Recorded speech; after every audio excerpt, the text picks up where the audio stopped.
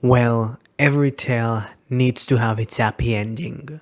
Goodbye, King-Ohger. It was a blast covering you for this past year.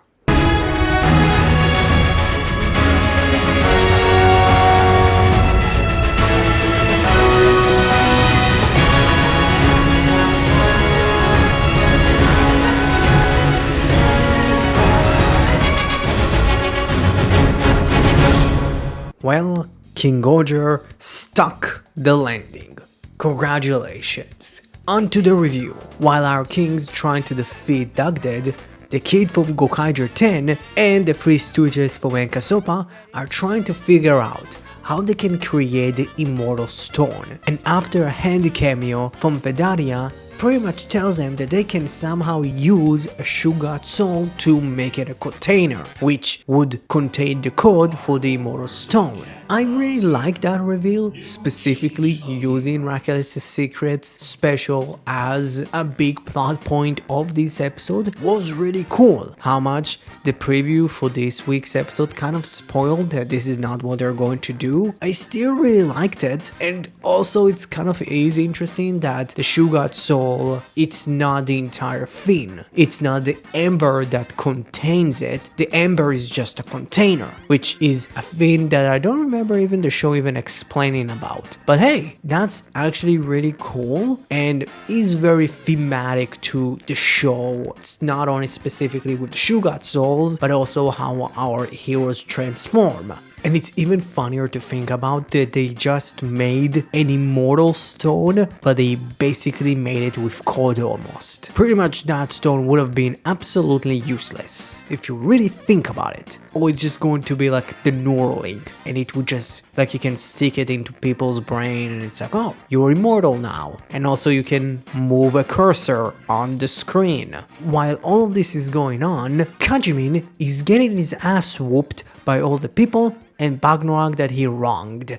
Literally, it was, I think, the funnest fight scene of the entire episode, specifically with Jeremy taking a little breather from the Dugdead fight to beat up Kamin, while Rakelis finally gets to whoop his ass and stab him really hard, and Defnorag just pulls a Fang of Defiance out of nowhere and just drags him to hell, which is kind of funny. But we didn't really saw Spider-Mom enters, so we don't know what really happened to her. But before Defnorag leaves, and when Defnorag is pretty much dragging Kamijin to hell, you can see the Tarantula base actually following Defnorag. And Defnorag pretty much says to Tarantula base, hey, don't follow me, live your life to the fullest. It's not your time. This show made me actually emotional over a man in a tentacle rubber suit talking to a toy and telling it to actually live its life to the fullest.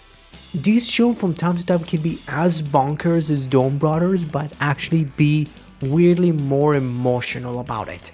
I love it. It was absolutely amazing.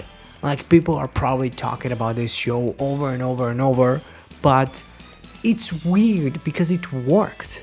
Because Defnorag, how much for his lack of actual development, or at least way more of a long period development, they did actually make them into a really interesting and fun characters. And also, we got a Grody cameo, a character that in my opinion could have been interesting if they would not make him connected to the main villain of the show and just, make him an agent of chaos. But that would be a talk for my final series talk in a later video. And for the fight between the Kings of Terra against the King of Space, Dugdead, it was pretty fun. You can clearly still see the power imbalance between Dugdead and the King-Ohgers. And I really like that just Dugdead just decided, you know what, screw this, I don't care, and just decides to grow large. And when I mean large, I mean large. But with the help of Renoli's last speech, Kira understood what he meant, which is kind of a really cool character development for Gira, because like literally, like when Jeremy kind of came into the show, Kira couldn't really understand subcontext. Even after the 2-year time skip, he still couldn't understand any subcontext, but he was the first one to actually understand it, which was really cool. And that is, they can create the Immortal Stone by using the citizens of Terra's life and pretty much encasing it in the Shoe God soul, and it worked to make the final super form of God King-Ohger. How much, again, I would say it like I said it before, I was pretty upset. Last week's preview did spoil it, but having the citizens of Terra pretty much being a part of the final power-up for King-Ohger was great, because if you really think about it, the name of the show is King-Ohger, the name of the mech is King-Ohger. This show pride itself for creating this really interconnected and really rich world, so using its citizens, semi-recurring characters in this show as a part of the final power-up works amazing. It was absolutely great. I loved it. And the fight between Dugdead and Super Ultra God King-Ohger being in Dugdead's dimension was a really cool idea. How much? There were a lot of frames dropping in that fight, but it's fine. It is fine. But it was still really interesting to actually see that Dugdead is still more powerful than God King-Ohger. Super Mega. Literally, he was so powerful, King-Ohger decides to actually sacrifice itself to actually give the kings the edge, which was actually really cool and also really sad, because we can actually see it disintegrate from like God King-Ohger to Extreme King-Ohger to Legend King-Ohger to just regular ass King-Ohger, and it's so cool. But also, there is a big plot point that we don't really talk about. We're going to talk about that later. But seeing King-Ohger disintegrate was actually weirdly sad for a robot that we never heard talk. For a robot that we don't really know how it acts. It was weirdly sad. I actually really felt for it. Again, it's another Tarantula Beast moment. How much it didn't talk, we like still understand there is a lot of its characteristics in our kings and vice versa. So seeing it kind of disintegrate was genuinely sad, and it was actually like a really kind of cool and heroic moment for our non-communicating robot. And for the first time ever, the king of the galaxy has been defeated, with our kings destroying its real body. That was really cool. Like seeing Dugdead in kind of like almost in peril, not almost in peril, in peril was so weird because it's not very much like his character. So seeing him on his feet and pretty much cowers is really cool. And also actually like getting a full shot of his real body is odd because it just looks like a weird alien fetus.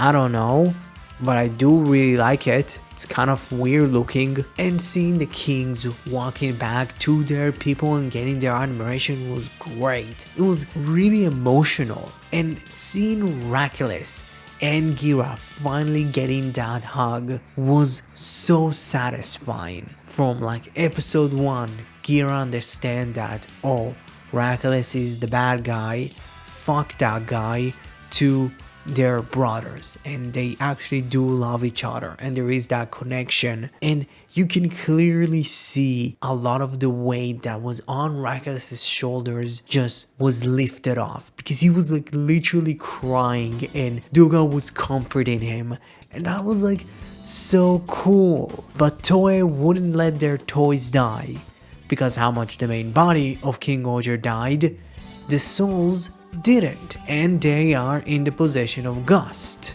And we actually do end the episode with a different Terra from episode 1.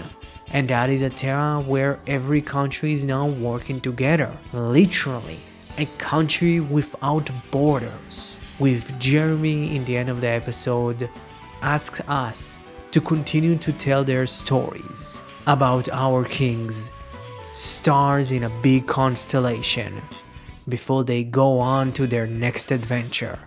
How much I was pretty public with my opinions about episode 44 to 47 being not that great, specifically with the entire King Stone's fin not being my fin.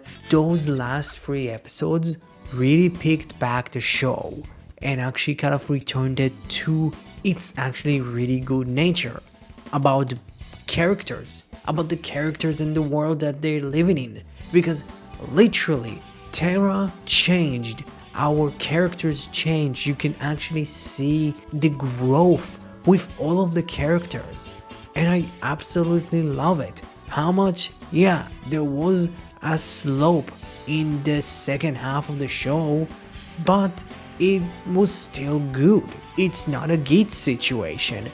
It's not a big slope that you can really see how much the writing has gone to shit.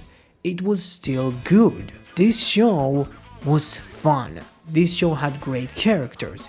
In my opinion, it's not on the level of Dawn Brothers for me, because to be completely honest, I really liked the very much earnestness of all of the characters in Dawn Brothers, and they kind of felt a lot more like real characters, where all of the characters in King-Ohger kind of felt like characters. King-Ohger still gets an S for me.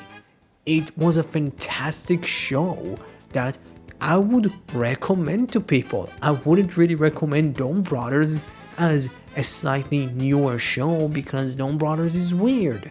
Dawn Brothers isn't really Super Sentai, but this show is.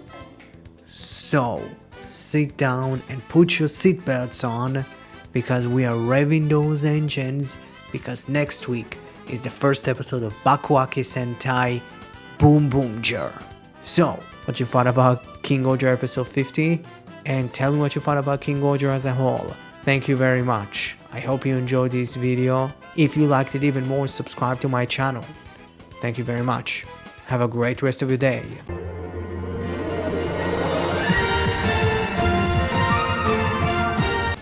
And also, how the fuck Gus just rebuild all the shoe gods already? Because you can clearly see god caucuses in the background. How long it's been from literally the ending of the fight with Dugdead and the epilogue for the ending. Okay, bye.